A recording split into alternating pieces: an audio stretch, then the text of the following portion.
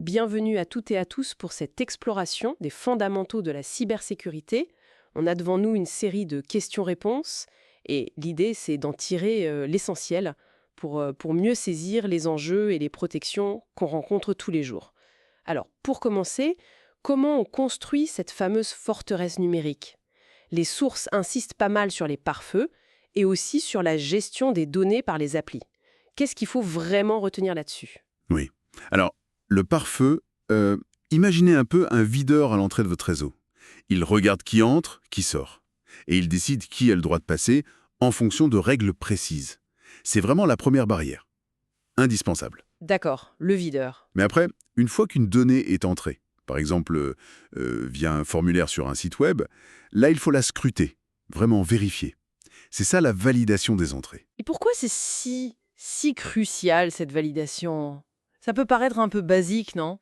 C'est fondamental, parce que c'est une porte d'entrée énorme pour les pirates. Sans une validation très stricte, un attaquant peut essayer de glisser du code malveillant. On pense tout de suite aux injections SQL ou XML, ce genre de choses, pour prendre le contrôle, voler des infos. Ah oui, C'est comme si on laissait quelqu'un écrire des instructions secrètes sur un bout de papier qui a l'air innocent, quoi. je vois. Et attention aussi au code qu'on réutilise. Une bibliothèque externe, très populaire mais pas à jour, ça peut embarquer des failles connues et hop, on importe une vulnérabilité sans même s'en rendre compte. Le coup classique du cheval de Troie, importé avec une mise à jour ou une dépendance. D'accord. Et une fois que ces données sont dedans, comment on sécurise leur transport, leur communication? HTTPS, on connaît bien pour le web, mais il y a d'autres cas. Exactement. HTTPS, c'est la base pour le web, mais le principe est le même ailleurs. Pour les emails, par exemple, on utilise IMAPS pour chiffrer la connexion. Ah oui, IMAPS. Pour la voix sur IP et la téléphonie par Internet, c'est SIPS qui fait le boulot. L'idée, c'est toujours de rendre les données illisibles si quelqu'un les intercepte pendant qu'elles voyagent. Logique. Et un petit détail important pour le web, avec les cookies de session. Le drapeau Secure. Ce petit flag garantit que le cookie ne circulera que sur une connexion HTTPS. Donc même si une partie du site n'était pas en HTTPS, par erreur ou autre, Le cookie sensible, lui, ne fuiterait pas sur cette partie non sécurisée. C'est une sécurité en plus. malin. Ça évite qu'on se fasse voler sa session sur un Wi-Fi public, par exemple. Précisément. C'est exactement ça le but. Bon, on a sécurisé les portes, les couloirs de communication, mais les attaquants, eux, ils cherchent toujours la petite bête. Parlons un peu des menaces directes. Le rançongiciel ou rançongiciel, on en entend parler partout. Qu'est-ce qui le rend si dangereux? Ah, le rançongiciel, c'est dévastateur parce qu'il prend en otage les fichiers vitaux d'une organisation.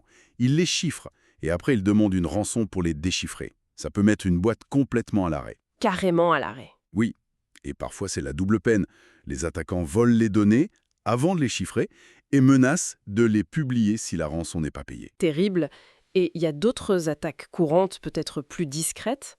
Oui, une autre menace assez répandue et plus sournoise, c'est le CSRF, Cross-Site Request Forgery. CSRF, ça sonne compliqué. C'est quoi le principe? Alors, imaginez, vous êtes connecté, disons, à votre banque en ligne dans un onglet. Ok. Pendant ce temps, un attaquant vous envoie un lien piégé, par email, sur un forum, peu importe. Vous cliquez. Ce lien, en fait, contient une commande cachée qui va utiliser votre session de banque, déjà ouverte et active, pour faire une action à votre place. Un virement, par exemple. Sans que je m'en rende compte. Exactement.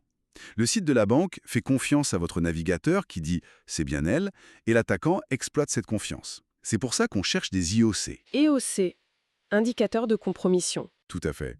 Ce sont des preuves, des indices qu'une attaque a réussi.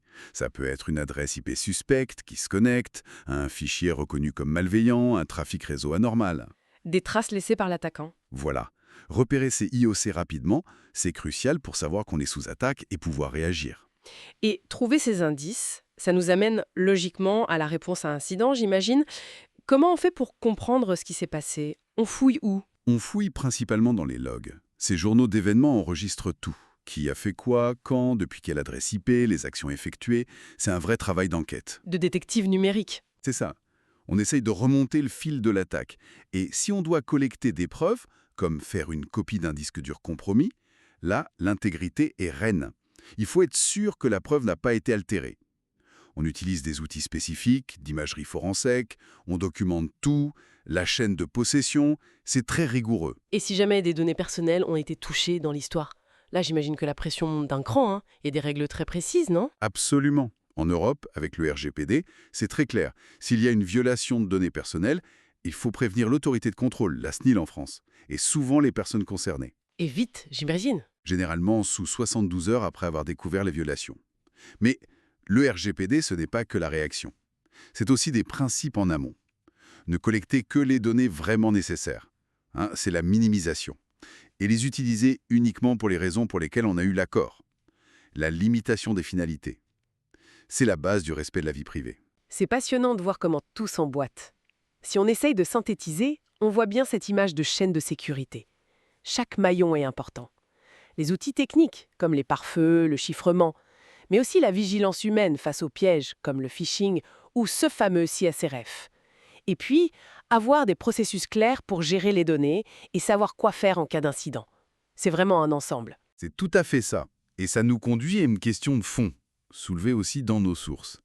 Viser le risque zéro, l'éliminer complètement, c'est souvent irréaliste. Et ça peut même coûter une fortune. Alors la vraie question, au final, pour une organisation, et même pour nous tous individuellement, c'est peut-être pointiller quel niveau de risque on est prêt à accepter, consciemment.